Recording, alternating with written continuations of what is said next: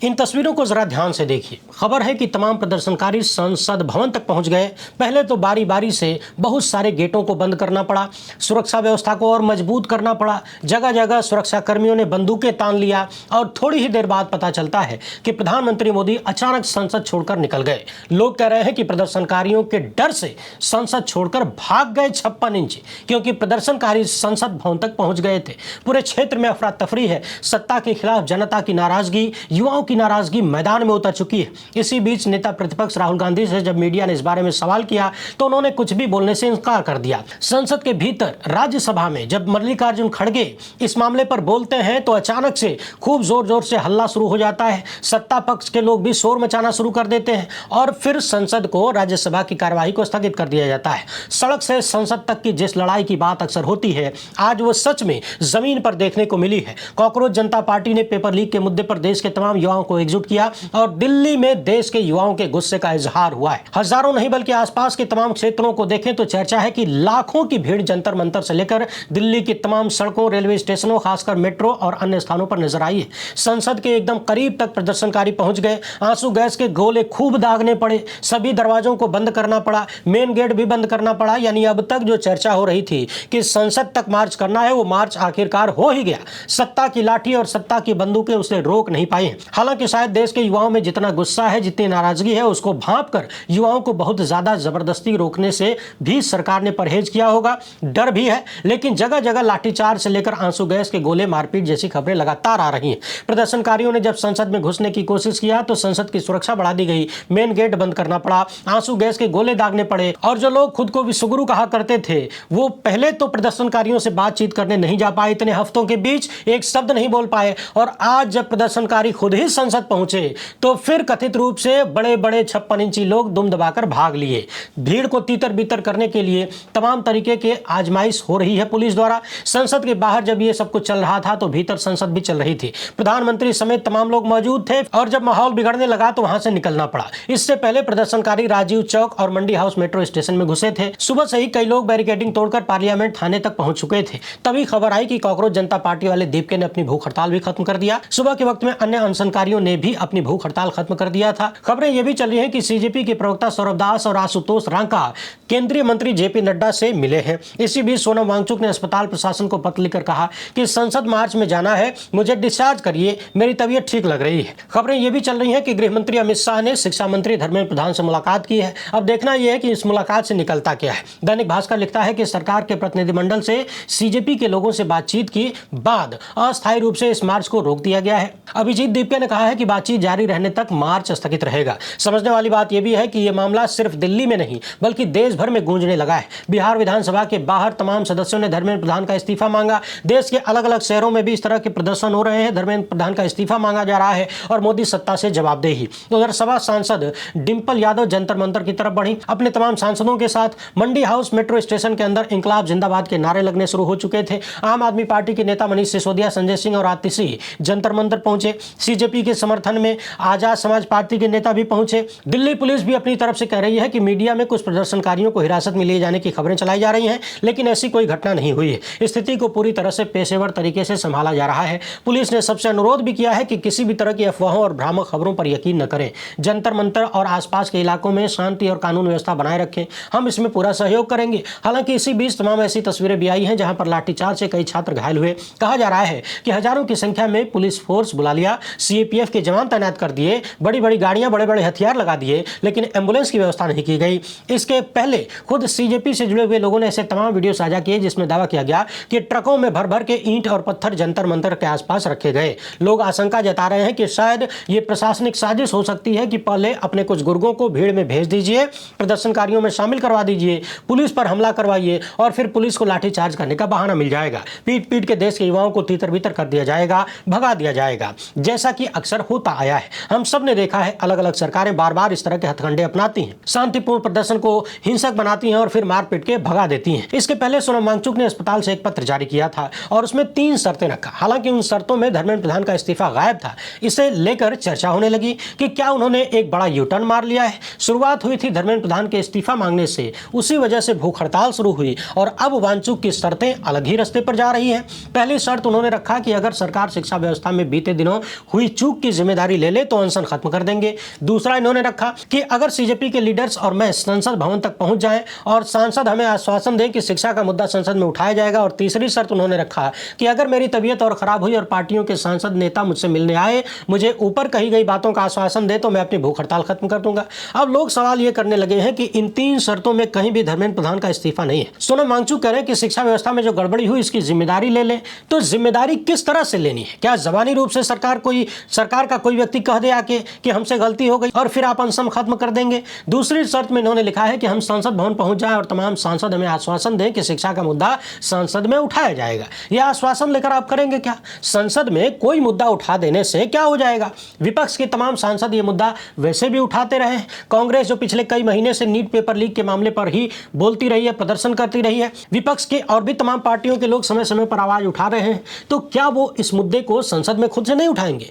जब वो सोनम वांगचुक से वादा करेंगे तभी उठाएंगे क्या? सवाल है कि जहां धर्मेंद्र प्रधान का इस्तीफा लेकर जवाबदेही तय करने की बात हो रही थी, वहां पर संसद में मुद्दा उठाने तक मामला कैसे पहुंच गया? पेपर लीक से संबंधित मामले पहले भी तमाम विपक्षी पार्टियों ने संसद में उठाया है, लगातार उठाते रहे। अगर उन सब से ही हल निकल गया होता, जवाबदेही और जिम्मेदारी आ गई होती, तो फिर देश के भीतर इतना गुस्सा आता क्यों जिसके कारण सोनम वांगचुक को अनशन पर बैठना पड़ता?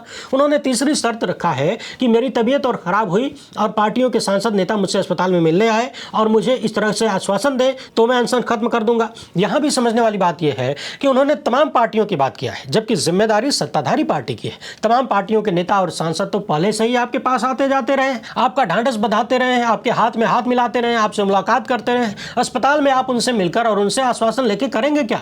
और जो विपक्ष में है वो आश्वासन किस बात का देगा? करना तो सब कुछ सत्ता को है। इस पूरे पत्र में कहीं भी सरकार और सरकार में बैठे लोगों का जिक्र नहीं है, उनका नाम तक नहीं है। इसलिए बहुत सारे सवाल भी पैदा होने लगे हैं। कुछ लोग तो ये भी कह रहे हैं कि क्या अस्पताल में सोनम वांगचुक पर दबाव बनवा के ये सारी चीजें लिखवाई जा रही हैं? क्या उन्हें डराया धमकाया जा रहा है? क्या इसलिए एक दिन पहले सोनम वांगचुक को इस तरह से उठवाया गया था क्योंकि सोनम वांगचुक की पत्नी भी अस्पताल में मौजूद नहीं है जब ये सारे पत्र बाहर आ रहे हैं? सवाल है कि सोनम वांगचुक ये बातें खुद से लिख रहे हैं या फिर उनसे जबरदस्ती लिखवाया जा रहा है अस्पताल के भीतर पूरी सुरक्षा में। आखिर जंतर मंतर पर बैठे हुए जो सोनम वांगचुक लगातार धर्मेंद्र प्रधान का इस्तीफा मांग रहे थे ताकि सरकार में जवाबदेही आए, वो सोनम वांगचुक क्या अपनी मर्जी से इतनी बड़ी पलटी मार रहे हैं? सीधे सरकार को जिम्मेदार बताने की बजाय तमाम पार्टियों के सांसदों और नेताओं की बात कर रहे हैं। मूल बात यही है कि ये जो चीजें निकल रही हैं ये उनकी अपनी मर्जी से है या फिर दबाव बनाकर ये सब कुछ करवाया जा रहा है। एक दिन पहले जिस तरीके से सोनम वांगचुक को सफेद पर्दे में ढककर जंतर मंतर से उठाया गया और उसके बाद से उनकी पत्नी लगातार जैसे आरोप लगा रही हैं, जो सवाल खड़े कर रही हैं, वो भी अपने आप में महत्वपूर्ण है। हालांकि कल उनकी पत्नी ने भी कह दिया कि आश्वासन मिले तो अनशन खत्म कर दिया जाएगा। यहाँ एक बात समझने वाली है, वर्तमान सत्ता के सामने आमरण अनशन करना बहुत बड़ा रिस्क भी है क्योंकि इन्हें किसी की मौत से कोई बहुत बड़ा फर्क पड़ने वाला नहीं है। और ये बात यूं ही नहीं कही जा रही है, इसके तमाम प्रमाण उपलब्ध है। साल 2002 के गुजरात से लेकर आज के मणिपुर तक को देख लीजिए, पूरी कहानी साफ हो जाएगी। जिस सत्ता ने देश के युवाओं को धर्म के नाम पर आतंकवादी तक बना दिया, मॉब लिंचर बना दिया, उनसे आप ये उम्मीद करें कि वो किसी की जान की चिंता करके अपना धंधा खराब करेंगे, ये बहुत दूर की कौड़ी नजर आती है। वहीं एक चर्चा ये भी शुरू हो गई है कि जिस तरीके का आक्रोश, जैसा गुस्सा, जैसी नाराजगी वर्तमान सत्ता की असफलताओं को लेकर देश के युवाओं के भीतर है, वो भी ऐतिहासिक है। देश के युवाओं का गुस्सा फूट पड़ा है, इसमें कोई संदेह नहीं है। और ये अचानक से नहीं हुआ, उनकी हताशा है जो अब गुस्से का रूप ले रही है। सालों साल नौजवान पढ़ते रहते हैं, तैयारी करते रहते हैं, लाखों रुपए फूंकते रहते हैं, भविष्य का कोई ठिकाना नहीं, और ये सब कुछ सरकारी लापरवाही से है। अभी कल ही हमने देखा था कि पहले नीट का पेपर लीक हुआ, परीक्षा रद्द हुई, दोबारा परीक्षा हुई, दोबारा परीक्षा कराने में भी तमाम गड़बड़ियां सामने आई, और अब जब उसका रिजल्ट आया तब भी तमाम तरीके से भ्रष्टाचार सामने आ रहा है। तमाम बच्चे खुद ही वीडियो बना बना के बता रहे हैं कि उनके साथ कैसे कैसे इस परीक्षा में फ्रॉड हुआ है, पूरा सबूत दिखा रहे हैं। सोचिए कि OMR सीट से मिलान करने पर उनका जो नंबर होता है और रिजल्ट में जो नंबर आता है, दोनों में 600 का अंतर है, जबकि कुल पेपर ही 720 का है। भ्रष्टाचार और गड़बड़ी के लेवल का अंदाजा लगाइए और सोचिए कि देश की शिक्षा व्यवस्था को किस हद तक तबाह किया गया है। इस मामले पर एक छात्रा ने क्या शिकायत किया, बाकायदा सबूत दिखाते हुए, जरा इसे सुन लीजिए, फिर मिलते हैं। नमस्कार सभी को, मेरा नाम आर्या सिंह है। मैंने रीनीट 2026 का एग्जाम दिया था। इस वीडियो के माध्यम से हम आप सभी को अवगत कराना चाहते हैं कि हमारे रिजल्ट में जो भी दिक्कतें आ रही हैं, इसके बारे में हम आपको बताना चाहते हैं। तो 13 तारीख की रात में हमें एनडीए के ऑफिशियल वेबसाइट पे OMR आई है, जो कि ये थी।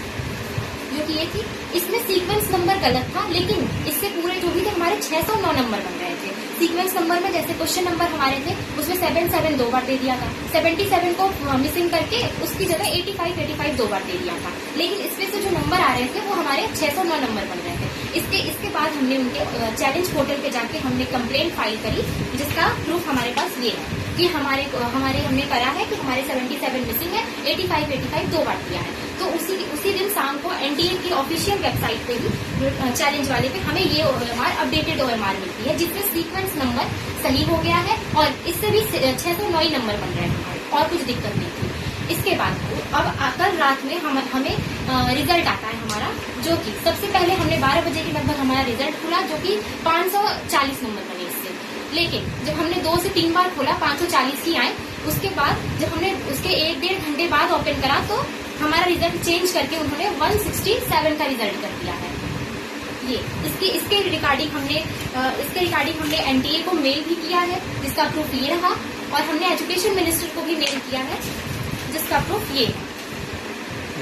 तो हम आप सबसे ये बताना चाहते हैं, हम आप सबसे न्याय ये चाहते हैं कि हमें इस पे न्याय दिलाइए। हमारे प्रधानमंत्री जी से हम कहना चाहते हैं, और हमारे एजुकेशन मिनिस्टर सर हैं उनसे भी कहना चाहते हैं कि हमें इस रिगार्डिंग हमें न्याय चाहिए। देख लिया आपने, उधर दिल्ली में जिस तरीके से प्रदर्शनकारियों से पुलिस निपट रही है, उसे लेकर भी तरह तरह के सवाल हैं। पूर्व मुख्यमंत्री अरविंद केजरीवाल क्या कह रहे हैं, जरा उन्हें भी सुनिए। दोस्तों, मैं पंजाब में हूँ अभी, और इस टाइम मैं सोशल मीडिया पे देख रहा हूँ कि कितने ज्यादा लोग इकट्ठे हो गए हैं। पूरा कनॉट प्लेस भर गया है, जनपथ भर गया है, जंतर मंतर भर गया है। हजारों लाखों की संख्या में युवा पूरे देश भर से आए हुए हैं, और सरकार इनके ऊपर पूरे अपनी दमन शक्ति इस्तेमाल कर रही है, लाठीचार्ज कर रही है, मार रही है इनको। इंटरनेट बंद कर दिया उधर, उनको संसद जाने से रोका जा रहा है। ये गलत है। युवा आखिर जाएं तो जाएं कहाँ? पहले आप इनके पेपर लीक करा देते हो, फिर पेपर दोबारा करा देते हो, तो उसमें पूरा इवैल्यूएशन गड़बड़ हो जाता है। वो शिकायत पे शिकायत करते हैं, उनकी सुनवाई नहीं होती। आखिर बच्चे जाएं कहाँ? उनका तो आपने भविष्य बर्बाद कर दिया। अब जब वो आप अपने न्याय मांगने के लिए सड़क पे उतरते हैं तो आप उन पे लाठीचार्ज कराते हो। ये तो बिल्कुल सही नहीं है। बच्चों में बहुत ज्यादा गुस्सा है। मैं मोदी जी से कहना चाहता हूं कि बच्चों के गुस्से को संभालिए, नहीं तो ये आपके लिए बहुत भारी पड़ेगा। बच्चों के साथ बैठ के बात करो। हमारे बच्चे हैं, हमारे देश के बच्चे हैं, इनके साथ बैठ के बात क्यों नहीं करते? इतना क्यों अहंकार है? बहुत से बच्चे ऐसे हैं जो ये सोचते हैं ये किताब मेरी जिंदगी बदल देगी, ये किताब मेरे परिवार का भविष्य बदल देगी। मैं किताब पढ़ूंगा। सुबह सुबह 3 बजे का अलार्म लगाकर बच्चे बैठते हैं। सिटिंग 14 घंटे की सिटिंग होती है, तब जाके कहीं वो नीट का एग्जाम की तैयारी करते हैं। अब एक दिन पता चले 2 दिन पहले जी वो तो पेपर लीक हो गया, वो तो बड़े बड़े जो अमीर बंदे थे उन्होंने पेपर खरीद लिया, उन्हीं के बच्चे आएंगे। तो ये तो बिल्कुल सही नहीं है।